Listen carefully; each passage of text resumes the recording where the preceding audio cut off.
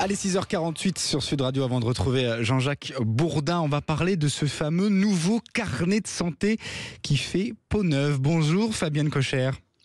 Bonjour. Merci beaucoup d'être notre invitée ce matin sur Sud Radio. Vous êtes pédiatre libérale à Orléans et vous êtes ancienne présidente de l'association Pédiatrie ambulatoire. Beaucoup de nouveautés dans ce carnet de santé, 128 pages.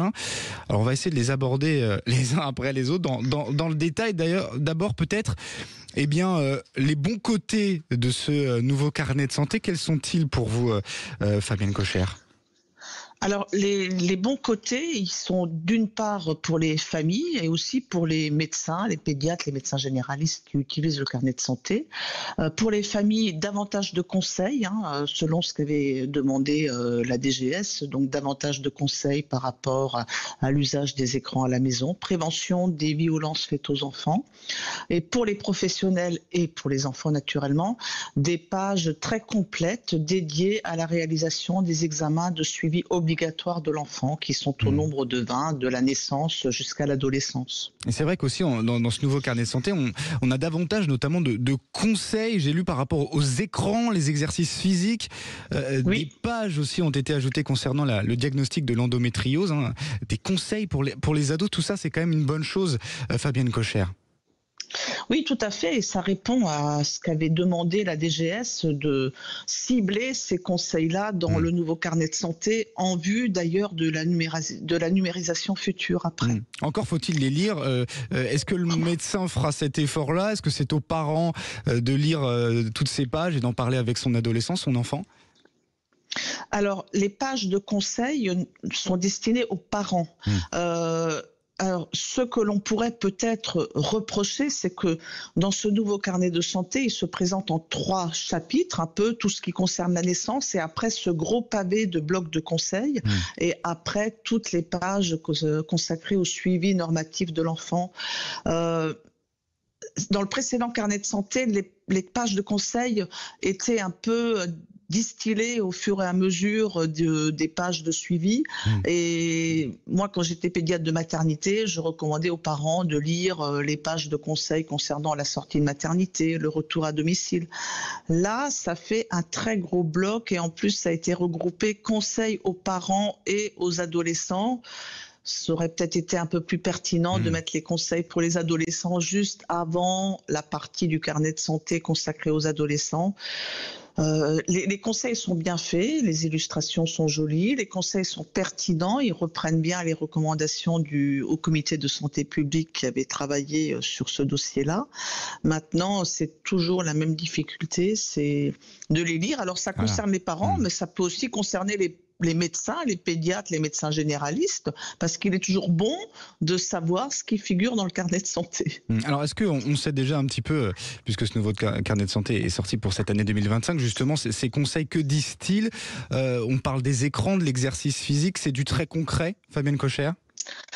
Oui, alors les conseils en particulier pour les écrans, l'idée c'était d'accompagner sans culpabiliser, parce que dans le précédent carnet, il y avait surtout du négatif, il faut pas faire ci, ne pas mettre les enfants devant les écrans. Alors naturellement, il ne faut pas que les enfants passent du temps devant les écrans.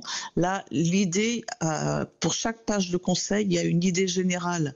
Et donc, pour les écrans, la première phrase, c'est vraiment vous êtes parent d'un jeune enfant, pour qu'il puisse se développer en bonne santé, il faut interagir avec vous. Priorité aux interactions, et les écrans n'ont pas de place dans ces interactions. Alors après, naturellement, les fameux conseils sont déclinés, pas d'écran avant 3 ans, pas de réseaux sociaux seuls avant l'adolescence, tout ça c'est décliné, mais c'est davantage dans une idée d'accompagnement. Et aussi lier un petit peu les différents conseils, parce que tout est lié, c'est-à-dire que inciter les parents à interagir avec leur enfant, c'est aussi jouer avec lui, c'est aussi sortir, faire des activités, et c'est aussi faire de l'exercice physique. Donc, il faut sortir un petit peu que des interdictions. Alors, certes, sur les pages d'examen systématique, l'idée, c'était aussi de rappeler aux médecins d'aborder ces sujets-là, ces thématiques-là, lors des examens systématiques. Là, les phrases proposées sont peut-être un petit peu moins pertinentes parce qu'on demande quel est le temps passé devant les écrans. L'idée, c'est plutôt d'avoir une discussion avec les parents au sujet de l'exercice physique et des écrans. D'ailleurs, en parlant d'examen, il y a un examen qui a été ajouté à l'âge de 6 ans. C'est ça, examen obligatoire.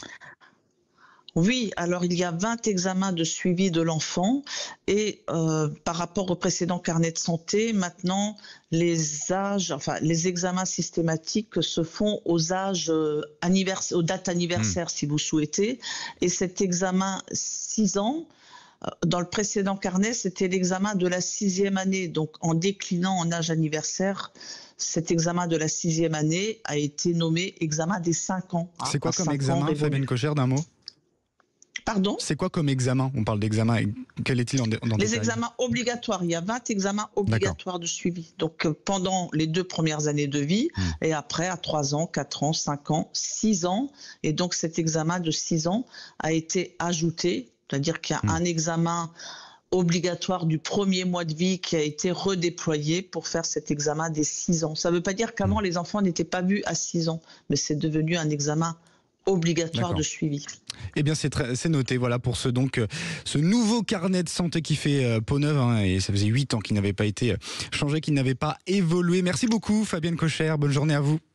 Bonne journée, au revoir. Je rappelle que vous êtes pédiatre libérale à Orléans, ancienne présidente de l'association de pédiatrie ambulatoire.